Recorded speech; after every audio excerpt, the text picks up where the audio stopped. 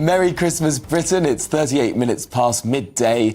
Now, the anti-government parody protest song, Freezing This Christmas, has hit #1 in the official singles downloads chart.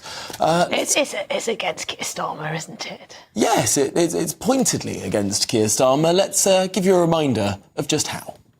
It'll be freezing this Christmas while Keir Starmer's warm. It'll be freezing this Christmas. Anyway, for some reason, its rise to the top of the download charts isn't being celebrated by the BBC. They continue to refuse to play it. Well, if they won't play it to you, we've got our own ideas about this. Martin Daubney is down there at the BBC headquarters. Martin, you're looking very festive yourself. I hope you're warm. What have you got with you? Well, I'm here today, Emily and Tom, because the Bar Humbug Broadcasting Corporation are refusing to play this song if it gets to #1. It currently is top of the download charts. As you said, it's top of the iTunes charts. I spoke to the creator, Chris Middleton, this morning. By the way, he's coming on my show today at 5:40 p.m. He's got everything crossed that it will be #1.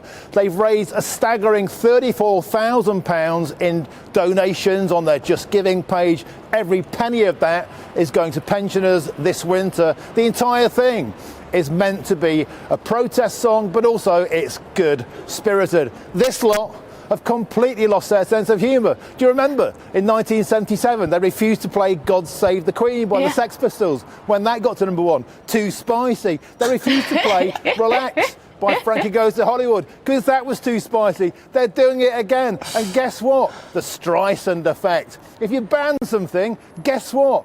People want it more and more and more. And we've brought a speaker along to make sure that these mealy-mouthed Christmas killjoys are going to hear this song. Should we give them a blast now? Let's have it. Absolutely. I've got no place to go. It'll be freezing this Christmas without you at home. See, if they don't want to enjoy the party, we're going to bring the party to them. And the people walking past here are loving it. They're shaking our hand. They're saying, well done, GB News. At least you've got a sense of humour. At least you're doing your bit for the pensioners of Britain. We're having a great time. Yeah, right? We're having a great time here. Martin, you're getting live reaction there. That's amazing. It's absolutely superb. There's BBC staff on the way in shaking our hands. They might get a disciplinary. They might be on CCTV. The entire company has totally lost its sense of humour. Of course, there's an anti-government message you could say, but ask me this, riddle me this at Christmas. Do you reckon, Tom and Emily, if there was an anti-Boris Johnson song a couple of years ago, do you reckon they'd censor that? Of course they wouldn't. It's because they back the Labour government. We all know BBC bias, and we are making sure that this lot get a good dose. Crank it up again. Wow. Martin, that's incredible.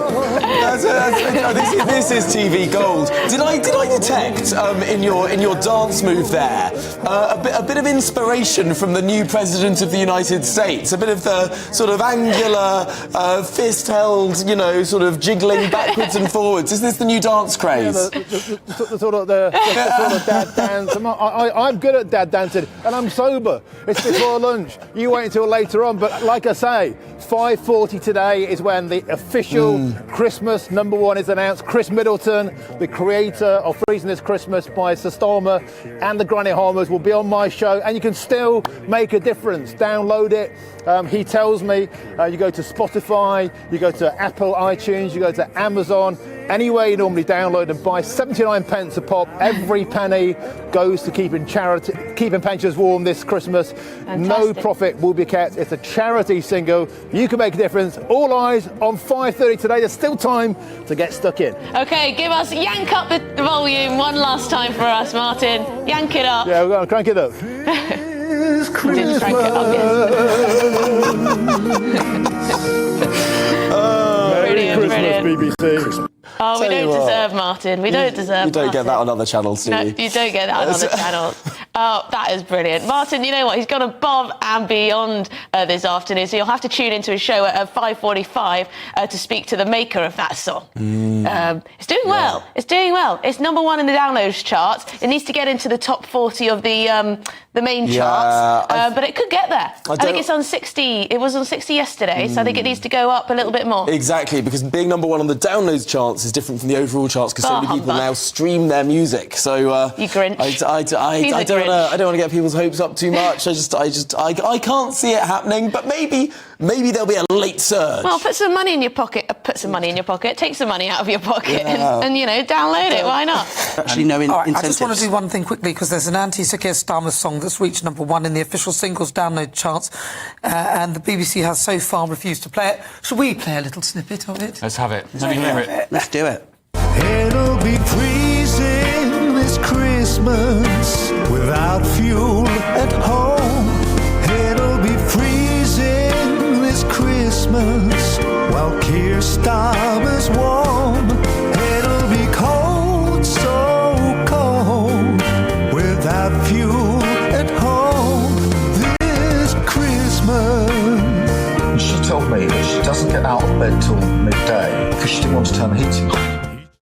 I mean, your reaction, all of you, I don't want to be po-faced about this, but you are laughing at old people suffering, and that's what the song is doing. It's a great tune. We're laughing at... You may be, but you're laughing. You are laughing. I'm putting it to you that you're laughing. Okay. What you are doing is laughing while we're watching old people suffer. No, and I think it's a song in extremely poor taste. It's a song in extremely poor taste. The song itself is almost... The tune is great. It feels like Keir Starmer is laughing. Matthew, of course he's not. That's how it feels. Matthew, have a laugh, mate. On this channel... Not at old people struggling, no. Not at that. No, exactly. Have a laugh at what you're saying. Week after week on this channel, for months, we've been sticking up for pensioners, for the winter fuel allowance, for farmers who have been stitched up by this government. So don't sit there and accuse us. So why are you laughing? Why are you laughing while we're watching? Because it's a funny song.